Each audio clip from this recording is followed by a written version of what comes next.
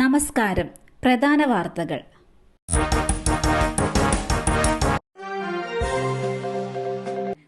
നടിയെ ആക്രമിച്ച കേസിൽ മൊഴി മാറ്റിയത് ദിലീപിന്റെ സ്വാധീനത്തിൽ. ഭാഗ്യലക്ഷ്മി.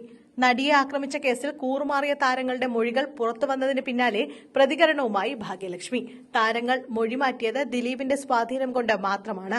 അതിജീവിതയ്ക്കൊപ്പം നിൽക്കാതിരുന്ന സ്ത്രീകളെല്ലാം ഇന്ന് പുറത്തേക്ക് വരുന്നുവെന്നും ഭാഗ്യലക്ഷ്മി പറഞ്ഞു. നടിയെ പരിഹസിക്കാനാണ് അവർ ശ്രമിച്ചത്. സത്യമുണ്ടെന്ന് മനസ്സിലാക്കിയപ്പോൾ അവർ വൈകിപ്പോയി.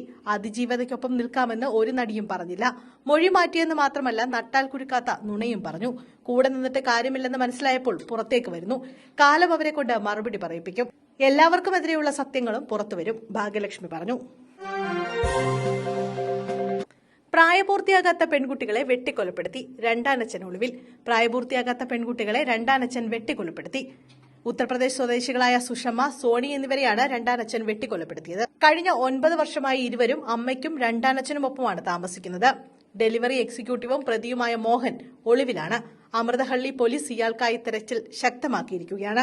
പെൺകുട്ടികളുടെ അമ്മ ഒരു വസ്ത്രനിർമ്മാണശാലയിലാണ് ജോലി ചെയ്യുന്നത്.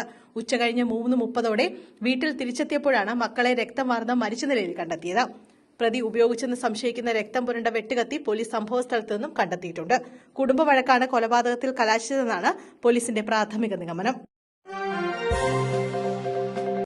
ഉരുൾപൊട്ടൽ ദുരന്തം. കേന്ദ്ര സംഘം ഇന്ന് വയനാട്ടിലെത്തും. വയനാട് ഉരുൾപൊട്ടൽ ദുരന്തത്തെക്കുറിച്ച് പഠിക്കാനായി നിയോഗിച്ച കേന്ദ്ര സംഘം ഇന്ന് വയനാട്ടിലെത്തും. കേന്ദ്ര ദുരന്ത നിവാരണ സേനയിലെ പ്രത്യേക സംഘമാകും ഉരുൾപൊട്ടൽ ബാധിത മേഖലയിലെത്തി പഠനം. അതിനിടെ ദുരന്താനന്തര ആവശ്യങ്ങൾ കണക്കാക്കുന്നതിനായി വിദഗ്ധ സംഘത്തെ സംസ്ഥാന സർക്കാർ നിയോഗിച്ചു. നാശനഷ്ടങ്ങളുണ്ടായ മേഖലകളിലെ സാമ്പത്തിക ചെലവുകൾ കണക്കാക്കുക, പുനർനിർമ്മാണത്തിനുള്ള നിർദ്ദേശങ്ങൾ നൽകുക എന്നിവ ലക്ഷ്യമിട്ടാണ് വിദഗ്ധ സമിതി രൂപീകരിച്ചിട്ടുള്ളത്. വെള്ളാർമല സ്കൂളിലെ വിദ്യാർത്ഥികൾ ഇനി മേപ്പാടി ഹൈസ്കൂളിൽ. വയനാട്ടിലെ ഉരുൾപൊട്ടലുണ്ടായ ദുരന്ത മേഖലയിൽ നാളെ മുതൽ സ്കൂളുകൾ തുറന്ന് പ്രവർത്തിക്കും.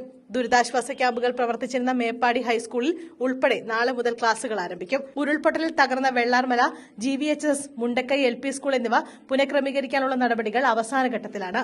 മേപ്പാടി GHSസിലാണ് വെള്ളാർമല സ്കൂൾ ഒരുക്കുന്നത്. മേപ്പാടി പഞ്ചായത്ത് ഹാളിലായിരിക്കും മുണ്ടക്കൈ GLP സ്കൂൾ താൽക്കാലികമായി പ്രവർത്തിക്കുക. മുകേഷിനും ജയസൂര്യയ്ക്കുമെതിരെ അന്വേഷണ സംഘത്തിന് പരാതി നൽകും. ഗുരുതര ആരോപണങ്ങളുമായി നടി മീനു. നടന്മാരായ മുകേഷിനും ജയസൂര്യയ്ക്കുമെതിരെ ഗുരുതര ആരോപണവുമായി നടി മിനു മുനീർ. മുകേഷും ജയസൂര്യയും ശാരീരികമായി ഉപദ്രവിച്ചുവെന്ന് നടി മീനു പറഞ്ഞു. സഹകരിച്ചാൽ ഗുണമുണ്ടാകുമെന്ന് ജയസൂര്യ പറഞ്ഞു. താൻ എതിർത്തതോടെ അവസരങ്ങൾ നിഷേധിക്കുകയായിരുന്നു. ദേ ഇങ്ങോട്ട് നോക്കി എന്ന സിനിമയുടെ സെറ്റിലായിരുന്നു ജയസൂര്യയുടെ ഭാഗത്ത് നിന്ന് മോശം പെരുമാറ്റമുണ്ടായത്. അപ്രതീക്ഷിതമായി പിന്നിൽ നിന്ന് കെട്ടിപ്പിടിച്ച ശേഷമാണ് ശാരീരികമായി ജയസൂര്യ ഉപദ്രവിച്ചതെന്ന് മിനു മുനീർ പറഞ്ഞു.